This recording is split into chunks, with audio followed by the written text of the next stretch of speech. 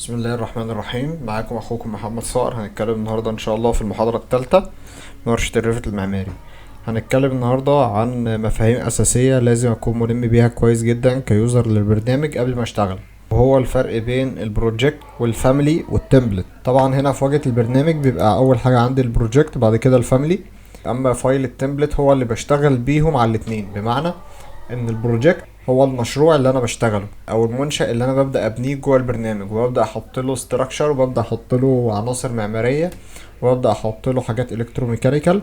اما الفاميلي هي البلوكات اللي انا بشتغل بيها، بمعنى زي مثلا الابواب او الشبابيك او حاجات الكتروميكانيكال او اعمده مثلا خرسانيه او اعمده ستيل بالنسبه للاستراكشر. اما فايل التمبلت هو فايل فاضي ببدا احط فيه الاعدادات المسبقه، سواء كنت هشتغل عليه بروجكت او هشتغل عليه فاميلي. بمعنى اوضح، فايل تمبلت هو فايل فاضي ما فيهوش اعدادات، فيه الاعدادات المسبقه الديفولت اللي نازله من شركه اوتوديسك.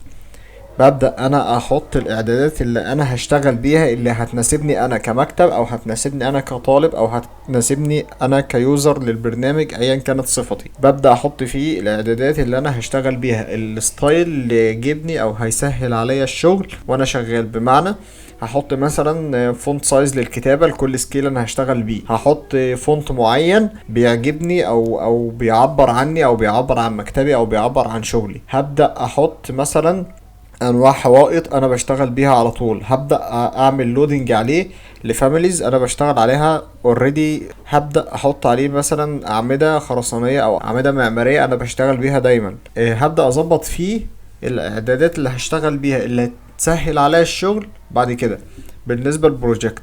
اما بالنسبه للفاميلي، ليه فايل تمبلت للفاميلي؟ لان الفايل التمبلت اللي هشتغل عليه في الفاميلي باب غير الفايل التمبلت اللي هشتغل عليه شباك، غير الفايل التمبلت اللي هشتغل عليه عمود خرسانة، غير اللي هشتغل عليه عمود ستيل، غير الفايل اللي هشتغل عليه حاجة الكتروميكانيكال. لازم اكون فاهم كويس جدا المفاهيم الاساسية دي قبل ما اشتغل. لما بنبدأ نفتح البرنامج بيجيب لي هنا نيو، قائمة نيو مثلا، بدأ يطلب مني اذا كنت هشتغل على فايل بروجكت، بيبدأ يطلب مني فايل التمبلت اللي انا هشتغل عليه، وببدأ هنا من براوز افتح واشوف انا مسيبه فين على الجهاز وابدأ اشتغل عليه. او لو كنت هشتغل فايل تمبلت وابدأ اجهز الاعدادات المسبقة اللي هشتغل بيها. بالنسبة للاكستنشن بتاع كل فايل الريفت اللي انا بشتغل عليه البروجكت بتاعي بيبقى الاكستنشن بتاعه او الامتداد بتاعه RVT.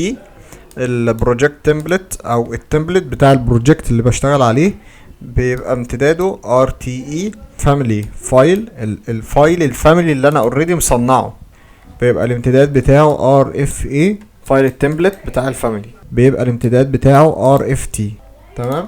وان شاء الله هنفهم الفرق بينهم بالتفصيل في الكورس بتاعنا. وبكده تكون انتهت المحاضرة بتاعتنا، والسلام عليكم ورحمة الله.